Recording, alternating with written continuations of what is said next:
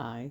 So I figured I would read some of my favorite little short stories. Dylan Thomas, The Collected Stories, copyright 1938.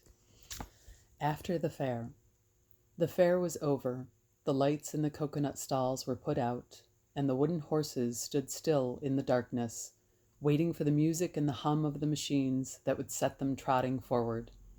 One by one, in every booth, the naphtha jets were turned down and the canvases pulled over the little gaming tables. The crowds went home, and there were lights in the windows of the caravans. Nobody had noticed the girl. In her black clothes, she stood against the side of the roundabouts, hearing the last feet tread upon the sawdust and the last voices die in the distance. Then, all along, all alone, on the deserted ground, surrounded by the shapes of wooden horses and cheap ferry boats, she looked for a place to sleep. Now here and now there, she raised the canvas to shroud the coconut stalls and peered into the warm darkness. She was frightened to step inside, and as a mouse scampered across the littered shavings on the floor, or as the canvas creaked and a rush of wind set it dancing, she ran away and hid again near the roundabouts. Once she stepped on the boards. The bells round the horse's throat jingled and were still. She did not dare breathe again until all was quiet and the darkness had forgotten the noise of the bells. Then here and there she went peeping for a bed, into each gondola, under each tent, but there was nowhere in all the fair for her to sleep. One place was too silent, and in another was the noise of mice. There was straw in the corner of the astrologer's tent, but it moved as she touched it. She knelt by its side and put out her hand. She felt a baby's hand upon her own. Now there was nowhere, so slowly she turned towards the canvases on the outskirts of the field, and found all but two to be unlit. She waited, clutching her empty bag and wondering which canvas she should disturb. At last she decided to knock upon the window of the little shabby one near her, and standing on tiptoes she looked in. The fattest man she had ever seen was sitting in front of the stove, toasting a piece of bread. She tapped 3 times on the glass, then hid in the shadows. She heard him come to the top of the steps and call out, "Who? Who?" But she dare not answer. "Who? Who?" he called again. She laughed at his voice, which was as thin as he was fat. He heard her laughter and turned to where the darkness concealed her. "First you tap," he said, "then you hide, then you laugh?" She stepped into the circle of light, knowing she need no longer hide herself. "A girl," he said. "Come in and wipe your feet." He did not wait, but retreated into his caravan, and she could do nothing but follow him up the steps and into the crowded room. He was seated again and toasting the same piece of bread. "Have you come in?" he said, for his back was towards her. "Shall I close the door?" she asked, and closed it before he replied. She sat on the bed and watched him toast the bread until it burnt. "I can toast better than you," she said. "I don't doubt it," said the fat man. She watched him put the charred toast upon a plate by his side, take another round of bread and hold that too in front of the stove. It burnt very quickly. "Let me toast it for you," she said. Ungraciously, he handed her the fork and the loaf. "Cut it," he said, "toast it and eat it." She sat on the chair. "See the dent you've made on my bed," said the fat man. "Who are you to come in and dent my bed?" "My name is Annie," she told him. Soon all the bread was toasted and buttered, so she put it in the center of the table and arranged 2 chairs. "I'll have mine on the bed," said the fat man. "You'll have it here." When they had finished their supper, she pushed back in her chair and stared at her across the table. "I am the fat man," he said.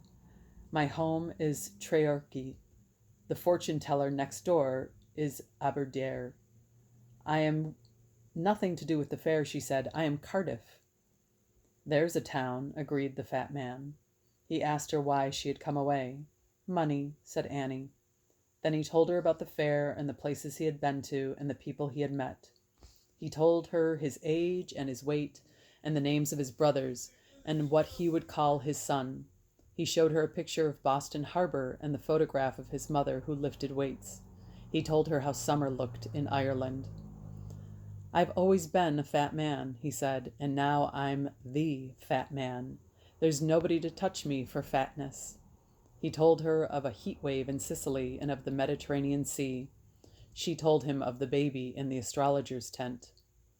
"That's the stars again," he said. "The baby'll die," said Annie. He opened the door and walked out into the darkness. She looked about her but did not move, wondering if he had gone to fetch a policeman. It would never do to be caught by the policeman again. She stared through the open door into the inhospitable night and drew her chair closer to the stove. "Better to be caught in the warmth," she said. But she trembled at the sound of the fat man approaching and pressed her hands upon her thin breast as he climbed up the steps like a walking mountain. She could see him smile through the darkness. "See what the stars have done," he said, and brought in the astrologer's baby in his arms. After she had nursed it against her, and it had cried on the bosom of her dress, she told him how she had feared his going. "What should I be doing with the policeman?" She told him that the policeman wanted her. "What have you done for a policeman to be wanting you?" She did not answer, but took the child nearer to her wasted breast. He saw her thinness. "You must eat, Cardiff," he said. Then the child began to cry. From a little wail, its voice rose into a tempest of despair. The girl rocked it to and fro on her lap, but nothing soothed it. "Stop it! Stop it!" said the fat man, and the tears increased. Annie smothered it in kisses, but it howled again. "We must do something," she said. "Sing it a lullaby." She sang, but the child did not like her singing. "There's only one thing," said Annie. "We must take it on the roundabouts." With the child's arm around her neck, she stumbled down the steps and ran towards the deserted fair, the fat man panting behind her. She found her way through the tents and stalls into the center of the ground where the wooden horses stood waiting, and clambered up onto a saddle. "Start the engine," she called out. In the distance, the fat man could be heard cranking up the antique machine that drove the horses all the day into a wooden gallop. She heard the spasmodic humming of its engines. The boards rattled under the horses' feet. She saw the fat man get up by her side, pull the central lever, and climb onto the saddle of the smallest horse of all. As the roundabout started, slowly at first and slowly gaining speed, the child at the girl's breast stopped crying and clapped its hands. The night wind tore through its hair, the music jangled in its ears.